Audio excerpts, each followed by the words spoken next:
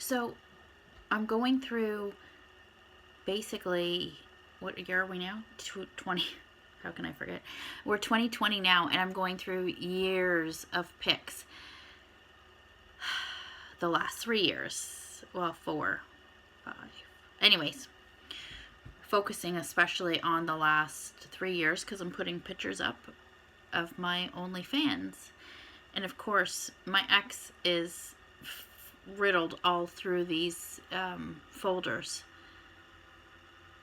And man, it's just, well, it's also 1 o'clock in the morning, but it's just making me like think and realize, like, wow, what you go through. Like, in a lot of these pictures, even though I was smiling, I was actually miserable inside.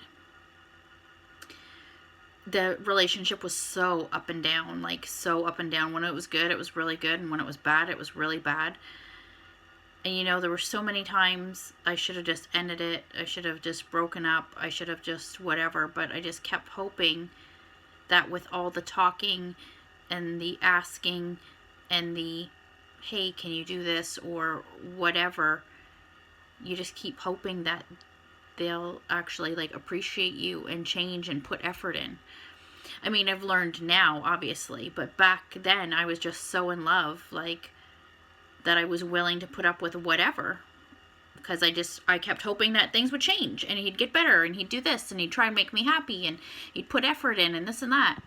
But it's just interesting to go back and look at how much you actually put up with. And then when you start putting two and two together after the fact, like some of the abuse and stuff that you weren't even aware of because you were in it, it's just interesting. But yeah, you stay because you hope for change. Anyways.